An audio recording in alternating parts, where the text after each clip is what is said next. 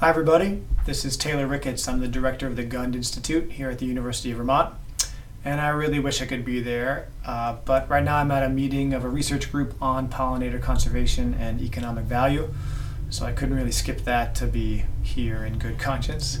But I'm really interested and excited by this initiative, and I wish I could join you.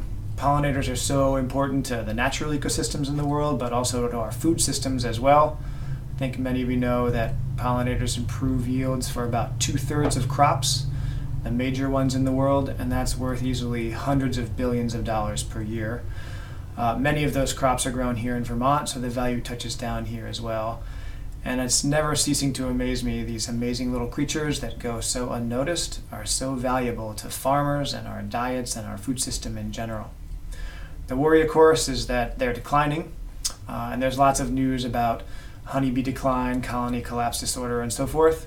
But Vermont has almost 300 species of native bees too, and they're also in decline, as are bees globally and in the US. Vermont used to have 3 bumblebees it doesn't any longer have, and 3 other ones have been put on the endangered species list here in Vermont. One of those is now listed nationally, and all that on the listing is based on, in part, the science of Leif Richardson, a researcher here at UVM and one of Vermont's own. So, because of these declines, there's a lot of attention now about what we can do to help, and a big piece of that is restoring pollinator habitats along roads or in farms or in even our yards.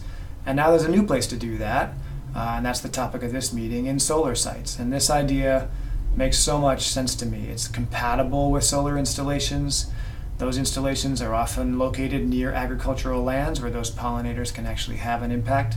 Makes these solar installations more beautiful.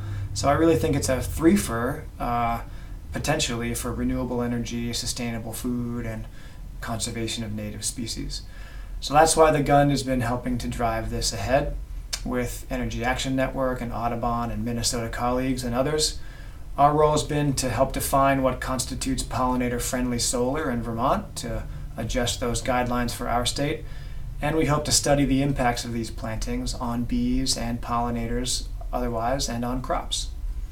So I think we have collectively this chance to be kind of at the leading edge of this growing national effort, and I'm really excited it's taking place in Vermont.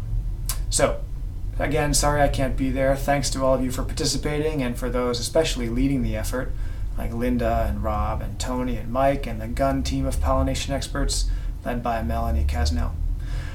Enjoy the meeting. I'll catch up with you later, and I'll see you all soon. Thanks.